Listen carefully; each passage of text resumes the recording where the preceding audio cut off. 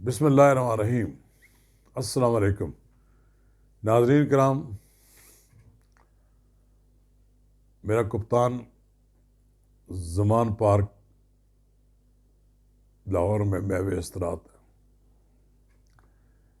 وزیر آباد میں لگائے گئے زخم نے انہیں لاہور میں آرام کرنے پر مجبور کر دیا، لیکن ان کی نظریں اسلام آباد کی جانب لگی ہوئی ہیں۔ اسلام آباد کے اقتدار کے ایوانوں میں فی الحال تو ان کی کوئی گنجائش نظر نہیں آتی، لیکن وہ اسلام آباد کی انتظامیہ، جی ایچ کیو اور دیگر اداروں کو، عدلیہ کو دباؤ میں ڈالنے کے لیے لانگ مارچ پر مصر ہیں۔ اور لانگ مارچ آ کر رک گیا روات میں، ٹائم فش ہوگی، لوگ اپنے گھروں میں چلے گئے۔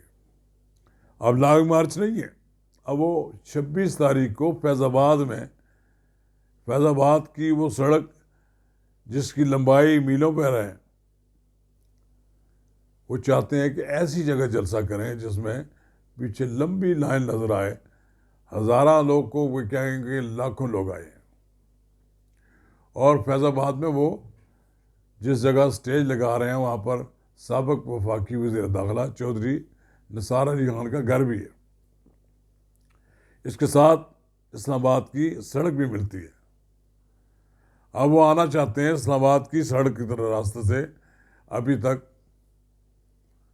اسلام آباد انتظامیہ نے ان کو اجازت نہیں دی۔ ان کا خیال یہ ہے کہ ہمیں تحریری طور پر لکھ کر دیں کہ وہ اسلام آباد کی طرف داخل نہیں ہوں گے، کوئی توڑ پھوڑ نہیں کریں گے، کوئی نقصان نہیں پہنچائیں گے، اسی صورت میں ہم آپ کو اجازت دیں گے۔ لیکن اب پنڈی کی انتظامیہ نے ان کو جلسے کا مقام تبدیل کرنے کی تجویز پیش کی ہے۔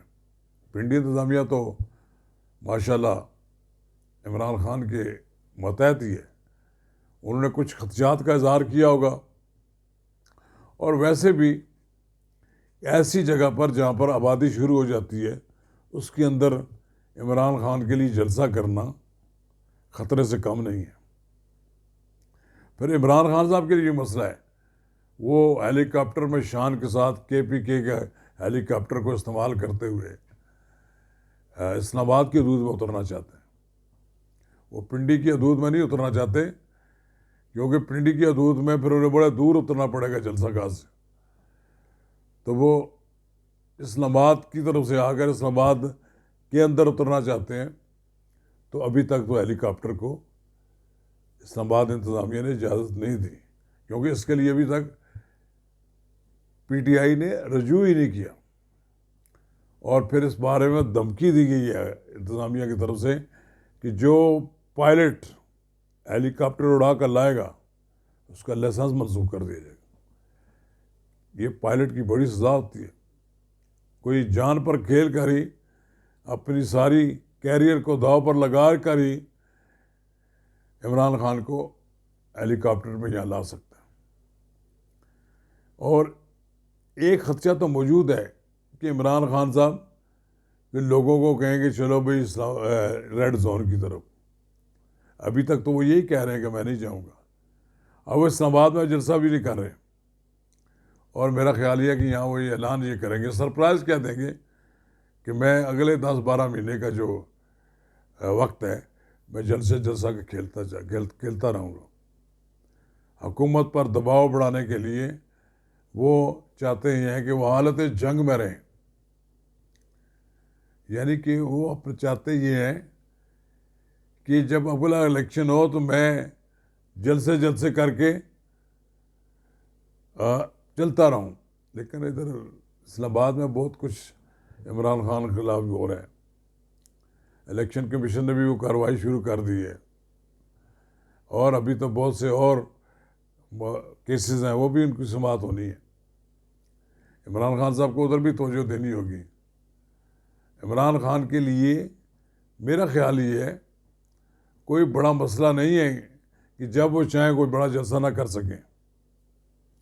لوگوں میں ان کی پرکشش تقاریر سننے میں بڑی دلچسپی ہے، لوگ ان کے نعرے بھی لگاتے ہیں۔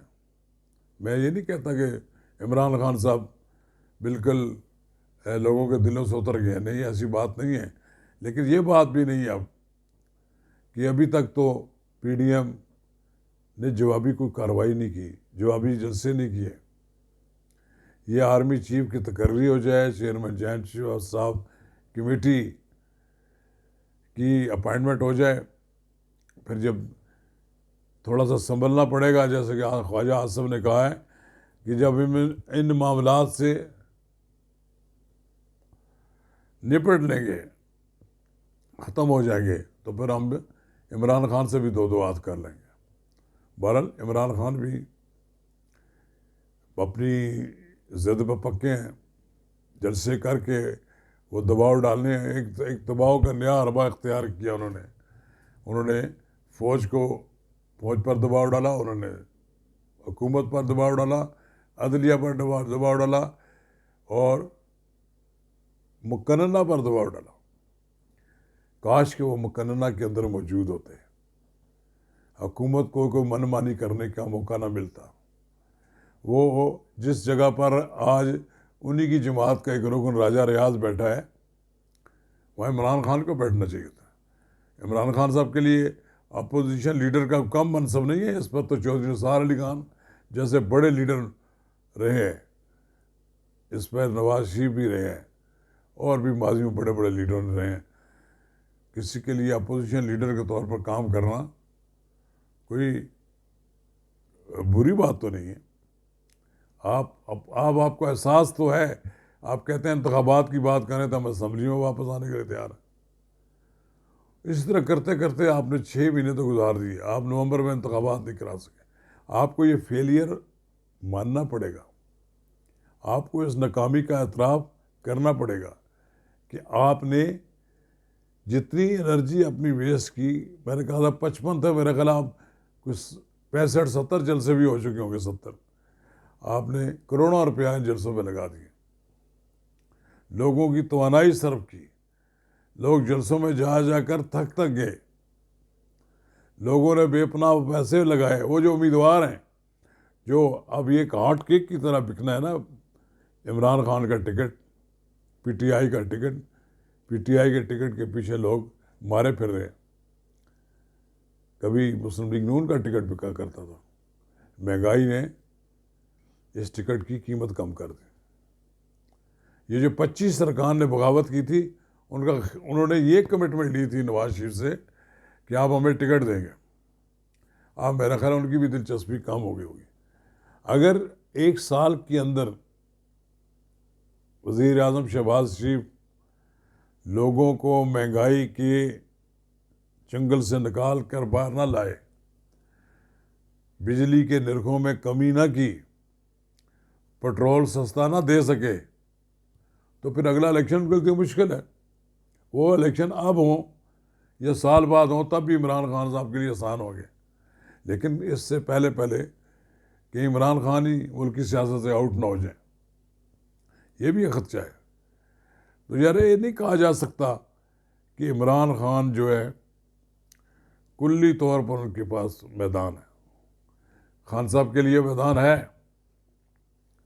اگر وہ سنبھل کر اپنی پارٹی کو آرگنائز کریں اور اپنی پارٹی کو ان لوگوں سے بچا کے رکھیں کہ جو ان کی جگہ لینے کے لیے بیٹھے ہوئے ہیں، جن کے بارے میں فیصل واڈا بھی کہتے ہیں کہ 3 سانپ ہیں جنہوں نے گھیر کے رکھا ہوا ہے عمران خان کو.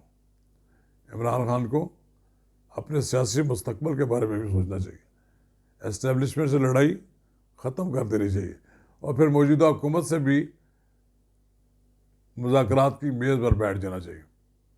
یہ آپ چور چور کی نعرے لگاتے تھے، وہ نعرہ تو اب ختم ہو گیا. اب تو لوگ آپ کے بارے میں گڑی چور کے نعرے لگاتے ہیں. کاش کہ آپ میں تھوڑی بہت سیاسی سوجھ بوجھ ہوتی تو آج آپ اس مقام پر نہ ہوتے، آپ اس ملک کے وزیر اعظم ہوتے. آج آپ اس ملک کا نیا آرمی چیف مقرر کر رہے ہوتے. خدا حافظ.